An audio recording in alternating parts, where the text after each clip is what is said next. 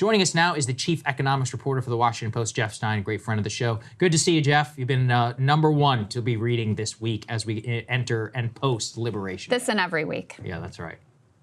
All the reporting skills I learned were here on Breaking Point. That is absolutely not true. All right, let's go and let's get at Jeff's reaction. He's going to break down not only Donald Trump's role behind all of this, he will reveal the truth behind the fake formula. Many of us paid notice to the fact that many of the tariffs were being put into place on some unpopulated islands. The USDA secretary was actually asked about this, or sorry, the Secretary of Agriculture was asked about this over the weekend. Let's take a listen. We'll get your reaction.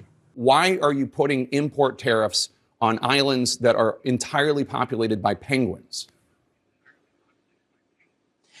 Well, I mean, come on, Jake. Obviously, here's the bottom line. We live under a tariff regime from other countries. We have too long the McDonald Islands is not imposing. The idea that America goes first. I mean, come on. Whatever. Listen, the people that are leading this are serious, intentional, patriotic, the smartest people I've ever worked with. I did not come up with the formulas. So, Jeff, who came up with this formula? Where did this thing come from? You've got the story. We'll put it up there, but you can talk while we show off your work. The weird thing about that answer, with all due respect to the Agriculture Secretary, is like, if I was a Trump cabinet official, I feel like I could have given a somewhat cogent response. Like, the reason that these tiny little islands were hit by the tariffs is in part because there's some concerns that they could be vehicles for transshipment, right? Like, if you're a foreign country and you're trying to just send something to a country that, the tiny little island, then you reincorporate, say that good is now from that island and then send it onward. Mm-hmm. That's what I would have said if I was the Agriculture Secretary, even though the idea that a substantial proportion of trade could be rerouted through an island with like 12 penguins and no people on it is probably overblown. Like, that's what she could have said in response. According to the trade experts I've spoken to, even more kind of shocking about this formula that they use to determine country-specific tariffs, which are different than the universal ones that they applied on all countries, which we can talk about sort of the criticisms of, and the very strong criticisms of. The country-specific tariffs hit countries based on essentially their trading deficit with the U.S. And so you have countries like Lesotho, which is a big diamond exporter to the U.S., which is an incredibly poor country. Of course, we buy more from Lesotho than they do from us. That has nothing to do with the things that the White House and Trump are talking about as being the impetus of this global trade war, right? Because they're saying, look, which there is some truth to this part, that the U.S. has, is a global purchaser of stuff across the world, that we have a global trade imbalance, which is all true, that it is, particularly bad with some countries like China, and that they want to do something about it. But Lesotho is not a net sender of exports to the U.S. because they have nefarious currency arrangement or high tariff barriers on our export. It's because it's an incredibly poor country. Like, it would make no sense for Lesotho to be buying more stuff from us than we do from them. So that's like the overarching frame. And the question, to your question, Saagar, like, why do they do this? We had reporting last week about how the Trump administration's sort of top economic minds had for weeks been working on a formula that was narrowly about sort of the problem that they're ostensibly trying to solve, which you can debate whether it's worth solving, but this issue of us buying more than we sell to the rest of the world. And they had a plan that took into account, they had several plans that took into account all kinds of currency manipulation factors and tariffs, and they were coming up with sophisticated measures to deal with that. I cannot prove who wrote the more crude formula that was widely mocked that Trump, as we reported, personally selected. But I do know that it bears striking resemblance to a number of public formulas previously endorsed by Peter Navarro, who is sort of the most ultra maximalist trade hawk in Trump's orbit. And so I'll just leave that observation there. Yeah. Got it. I want to get from you the reaction from Bill Ackman, who is now very unhappy with these tariffs. And of course, he's been a big Trump supporter. He's also accusing Howard Lutnick of profiting off of the crash of the stock market. If we could put before up on the screen, guys, this is what part of what he's famous for these freaking way too long posts on Twitter. But in any case, this is a portion of what he had to say. He said, business is a confidence game. The president is losing the confidence of business leaders around the globe. The consequences for our country and millions of our citizens who have supported the president, in particular low-income consumers who are already under a huge amount of economic stress, are going to be severely negative. This is not what we voted for. The president has an opportunity on Monday to call a timeout, have the time to execute on fixing an unfair tariff system. Alternatively, we are heading for a self-induced economic nuclear winter, and we should start hunkering down. May cooler heads prevail. Before I get into the the attack then on Howard Lutnick, Commerce Secretary, I just would love to get your reaction to Ackman, and his position here and saying, hey, you gotta call a timeout here, or else we're headed for this economic nuclear winter. Because you've been pointing out for a long time, listen, guys, he's serious about these tariffs. Now, did he float this particular formula on the campaign trail? No. But he was floating some pretty maximalist positions.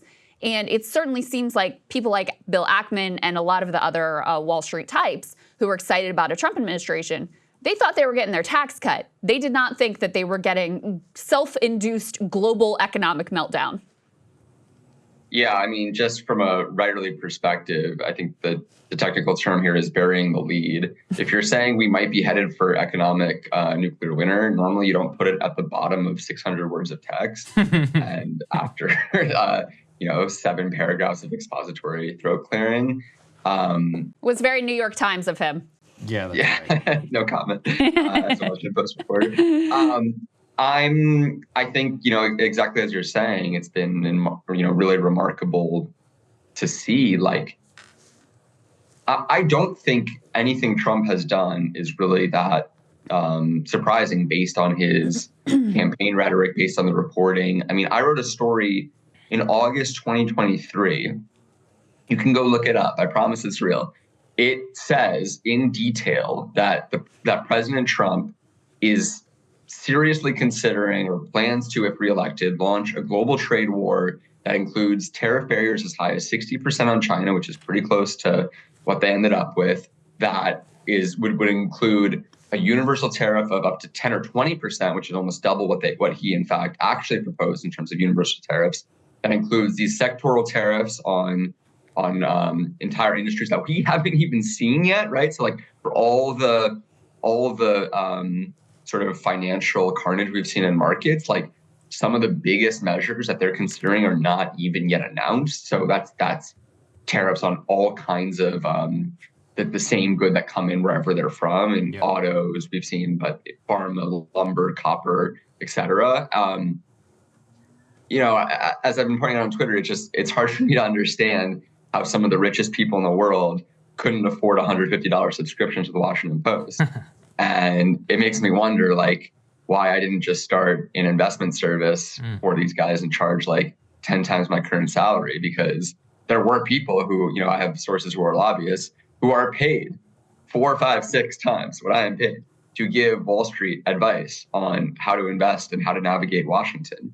And a lot of times our reporting was much closer to what actually happened. So I could ramble on about this for days. Yeah, I mean, I think it's a good point. To be fair, though, also, and despite you writing it, there were also a lot of people who worked for him telling a lot of those people, just don't worry about it. It's not going to happen. So, it's not like he wasn't also feeding them a lot of what they wanted to hear during the campaign. I guess that might be true, but I definitely take it as a possibility that I'm just not talking to the right people. But I don't know. I'm not the best source reporter in America, but there are people who are in the Trump circle who talk to me, and they have been very clear, for a year and a half or 2 years to me now, that you talk to Trump one-on-one about this stuff, there is no or very little sort of yeah, this is a bluff. Yeah, this is designed to get people to move. It's I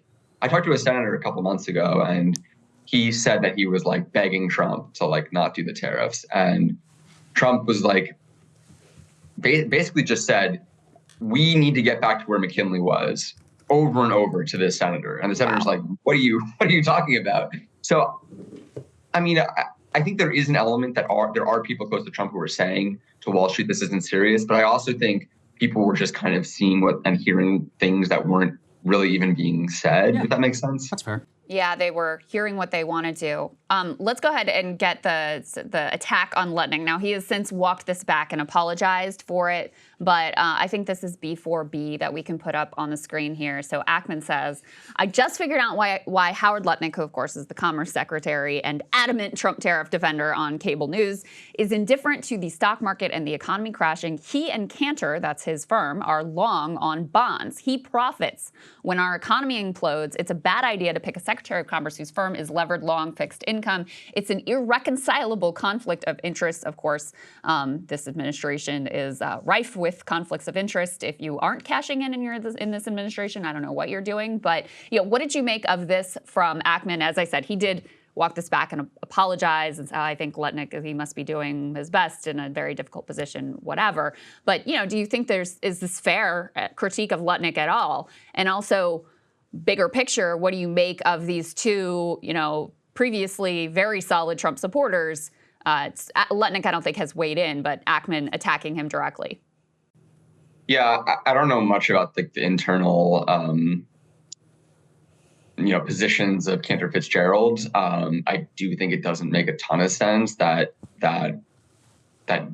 this strategy on crashing the market would lead to an uptick in bond sales. I mean, it would mostly affect the issuance, which is a U.S. government function. So it's hard for me to see like that really. I mean, I guess you could see the price of existing outstanding bonds go up, but I don't know. At a very minimum, like I just would like to see a lot more or any evidence at all of this before even suggesting there's anything there.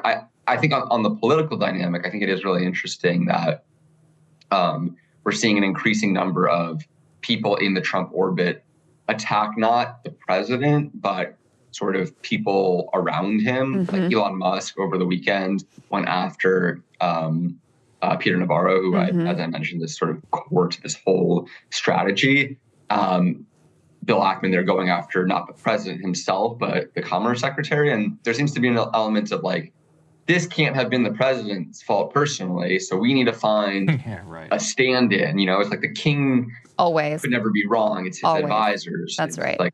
So I think there is an element of that going on where people are trying to find maybe a fall guy that Trump can then be like, oh, this whole collapse was like this guy's fault.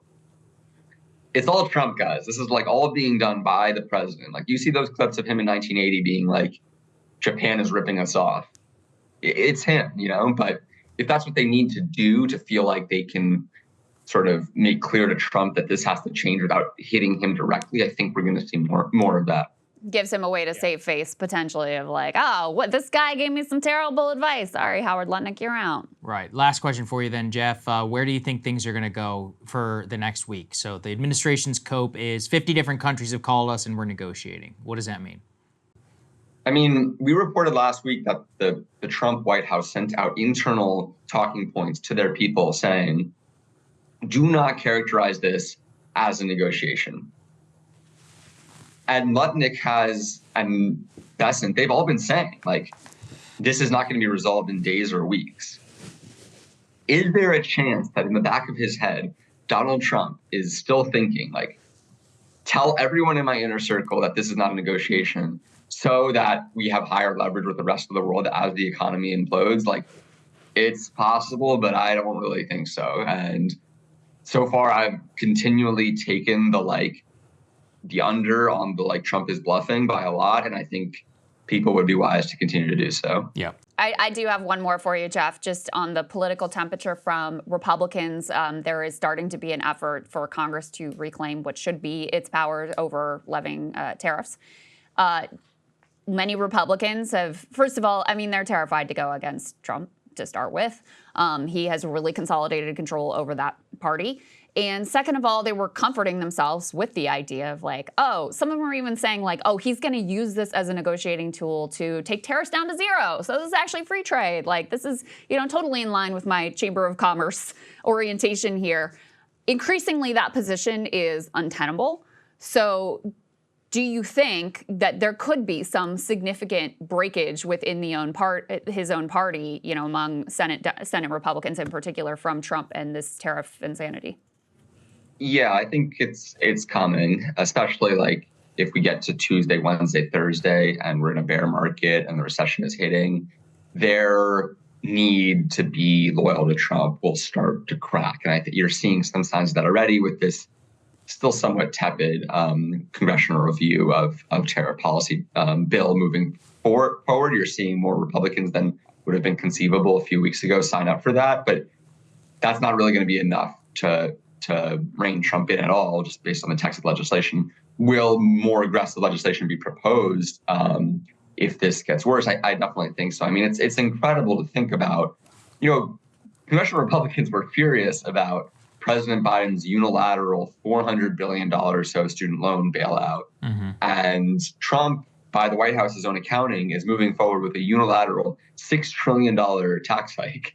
More than 10 times the size of the student loan bailout. The legal questions there are certainly different, but I think a lot of Republicans in their bones are not okay with this, and you're going to hear from them pretty soon. I agree. All right, man. Thank you for joining us. We appreciate it. Thanks, Jeff. I know you're super busy. Thanks, we really guys. appreciate Good luck it. this week. Thanks, you too.